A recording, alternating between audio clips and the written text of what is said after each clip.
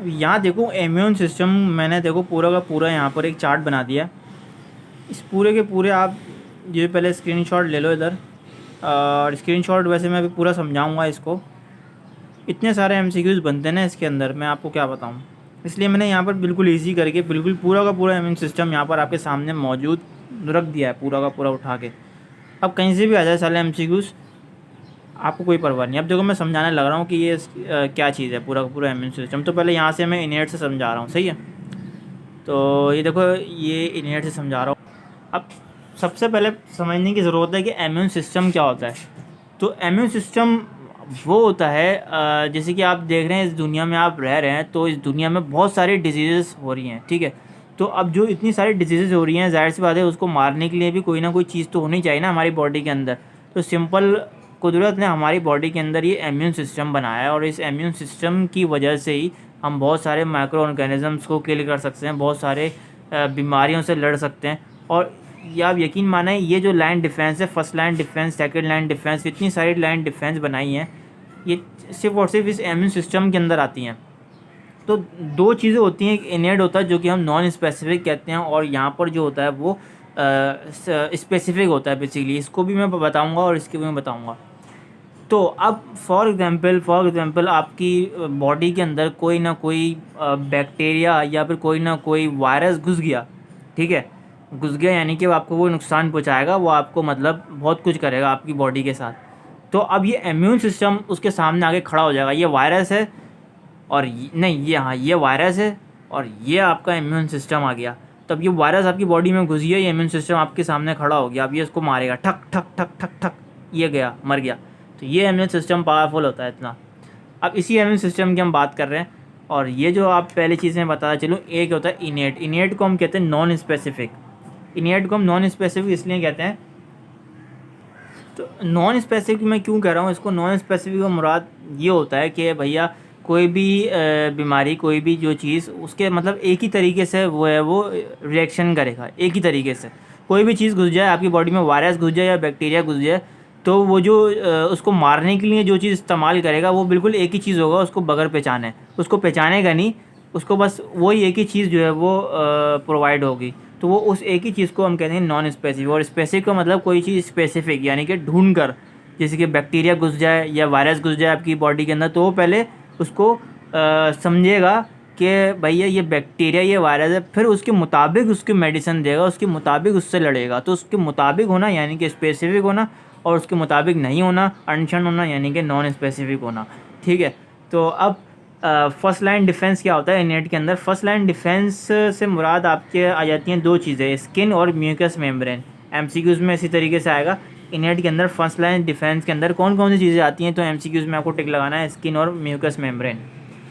तो इस देखो अब यहाँ पर ये चीज़ आ गई आपकी स्किन, ठीक है। तो ये आपका पहला डिफेंस हो गया ना, स्किन आ गई। और म्यूकस में देखो स्किन से आप देखो कोई भी चीज़ जो है वो हवा या पानी वगैरह आपकी बॉडी के अंदर दाखिल नहीं हो सकते। तो ये स्किन हो गई। और म्यूकस मेम्ब्रेन से क्या मुराद, म्यूकस मेम्ब्रेन से मुराद आपकी, अगर मैं देखूँ नोज़ की मैं बात करूँ, नाक की बात करूँ, तो उसके अंदर म्यूकस मेम्ब्रेन होती है। तो वो म्यूकस मेम्ब्रेन जो होती है, जब आप सांस लेते हैं अपनी बॉडी के अंदर, तो जब आप अपनी बॉडी के अंदर सांस लेते हैं तो सिंपल बहुत सारे ऐसे ऑर्गेनिजम्स को वो रोक देती है, बहुत सारे ऐसे बैक्टीरियाज को वो रोक देती है by the help of mucus membrane, सही है। अब सेकंड लाइन डिफेंस क्या है, देखो अब ये फेल हो गया। फॉर एग्जांपल बैक्टीरिया और वायरस इतने चालाक थे, इनको मतलब चकमा देगा। अब फिर आता है इम्यून सिस्टम के अंदर सेकंड लाइन डिफेंस। अब सेकंड लाइन डिफेंस तैयार होता है हमारी बॉडी के अंदर। वो क्या करता है, पहले चीज़ तो वो फेगोसाइट भेजता है। फेगोसाइट क्या है, फेगोसाइट इस सब बेसिकली एंटीजन प्रेजेंटिंग सेल को कहते हैं। ये भी इंपॉर्टेंट हो गया एमसीक्यूज़ में। जो जो चीज़ें लिखी है ना है तो सभी इंपॉर्टेंट। अब फेगोसाइट जो होती हैं वो बेसिकली एक शॉर्ट लिव खिलाती है, एक लॉन्ग लिव खिलाती है। शॉर्ट लिव जो होती है वो एक न्यूट्रोफिल्स होते हैं, और लॉन्ग लिव जो होती है मैक्रोफेज होती है। अब ये क्या चीज़ें होती हैं, अब ये चीज़ तो सिस्टम फेल हो गया, बैक्टीरिया और वायरस इसको चकमा दे गया। अब यहाँ फेगोसाइट आ गया भैया। फेगोसाइट ने पहले तो न्यूट्रोफिल्स भेज दिया। अब आपकी बॉडी में आप देखो यहाँ पर कुछ ज़ख़म हो जाता है, ठीक है। तो जो वो कोई भी चोट लगती है, खून निकलता है, वो ज़ख़म जो हो जाता है, तो वो किसकी वजह से होता है, वो शॉर्ट लिव की वजह से होता है, यानी कि फेगोसाइट की मदद से होता है। न्यूट्रोफिल्स उस पर यहाँ पर जम जाता है। तो वो जो न्यूट्रोफिल्स होता है वो बेसिकली हम ज़ख़म को कह रहे होते हैं ना। अब यहाँ पर देखो आप वो ज़ख़म जो होता है अगर वो मतलब वो फिर भी जो है वो उसको बीमारी को सही ना कर सके तो अब ये किल हो जाता है। तो अब ये समझ लें छोटा भाई है या बड़ा भाई है। अब ये छोटा भाई मर गया भाई, अब क्या होगा, अब बड़ा भाई आएगा। बड़ा भाई कौन है, माइक्रोफेज। अब माइक्रोफेज यहाँ पर आएगा भाई। अब वो आप देखो माइक्रोफेज मारेगा ढक ढक ढक ढक ढक ढक ढक ढक, अब वो ज़ख़म को सही कर देता है। लेकिन अगर फिर भी बैक्टीरिया इतना चालाक है, इतना पावरफुल है कि वो माइक्रोफेज को भी मार दे, तो अब यहाँ से आपकी पीप स्टार्ट कर देगा वो। तो पीप निकलेगी। अब पीप निकल गई इसका मतलब माइक्रोफेज भी मर गया है। अब भेजेगा भैया immune system natural killer cell.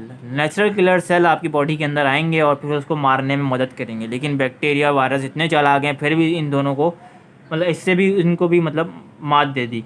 अब तीसरी चीज़ भेजेगा आपका second line defence, anti microbial proteins. तो ये बेसिकली 3 प्रोटीन्स आप देख सकते हो यहाँ पर होते हैं, 1 2 3। ये इंपॉर्टेंट है, बहुत दफ़ा पूछे गए हैं एंटी माइक्रोबियल प्रोटीन्स क्या होते हैं। तो ये 3 चीज़ें होती हैं। तो बेसिकली 3 चीज़ें ये प्रोटीन जो होती हैं वो आपके जो है वो इस बैक्टीरिया और वायरस से लड़ेंगे। लेकिन बैक्टीरिया और वायरस इतने चालाक थे कि वो इनको भी मार गए।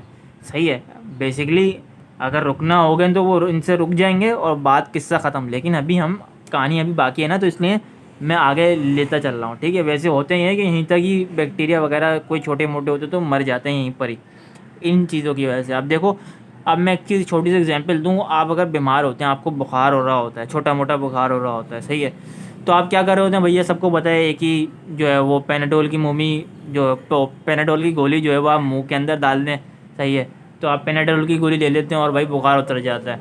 तो ये क्या है, ये बेसिकली एक वही नॉन स्पेसिफिक तरीका है ना। हमने जाना ही नहीं कि बेसिकली बुखार हो क्यों रहा है, फीवर हो क्यों रहा है, हमने सिर्फ पेनाडोल मुंह के अंदर रखी और बुखार उतर गया। तो ये जो चीज़ें होती हैं वो फर्स्ट लाइन डिफेंस के अंदर आ रही होती है, सेकंड लाइन डिफेंस के अंदर आ रही होती हैं, और इसी को हम कहते हैं नॉन स्पेसिफिक हो रहा है, ये इनेट हो रहा है।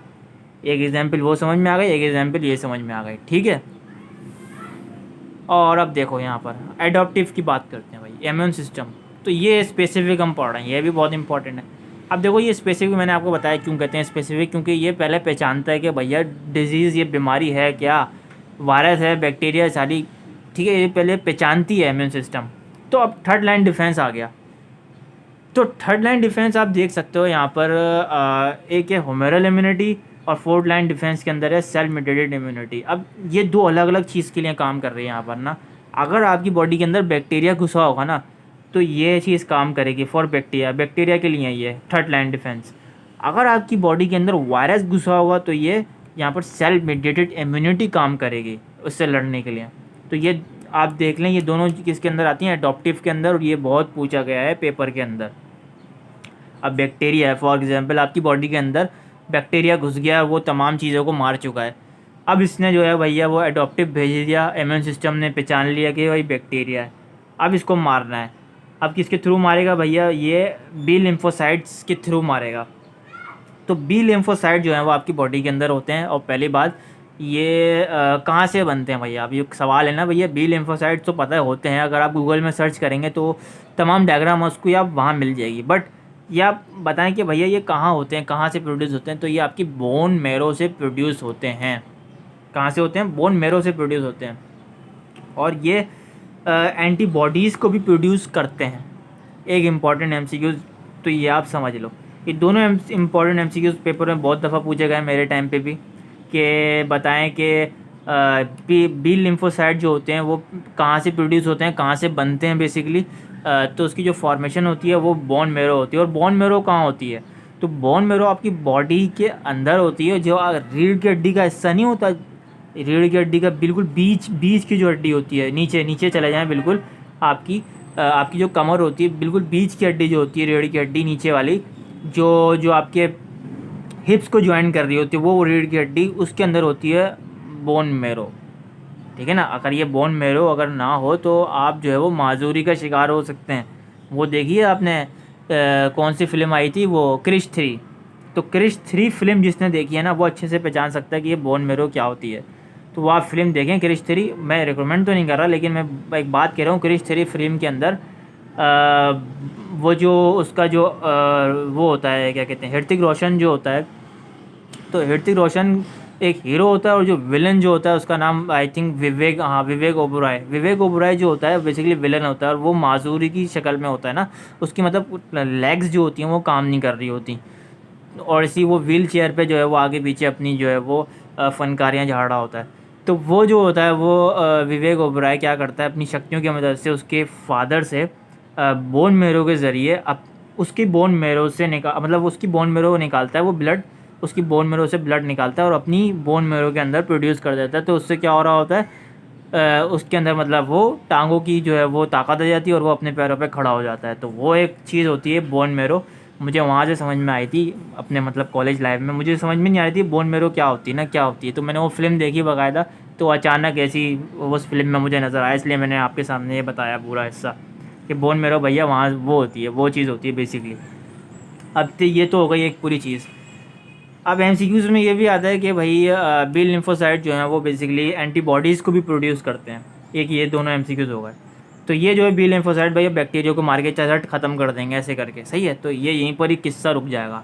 अब मैं अगर बात करूँ, अगर सेल मेडिएटेड इम्यूनिटी हो और अगर आपकी बॉडी में वायरस बैक्टीरिया नहीं बल्कि वायरस घुसा हो, तो अब क्या होगा। अब टी लिम्फोसाइट का काम है, तो टी लिम्फोसाइट इस वायरस को मारेगा और ख़त्म कर देगा। ठीक है, पहले तो ये पहचान लेना इसने वायरस है तो टी लिम्फोसाइट। अब टी लिम्फोसाइट क्या है बेसिकली, ये कहाँ से प्रोड्यूस होते हैं। तो टी लिम्फोसाइट जो होते हैं वो आपके थाइमस ग्लैंड से प्रोड्यूस होते हैं।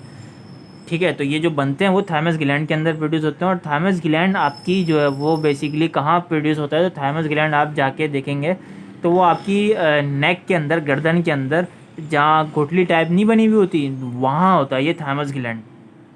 ठीक हो गया।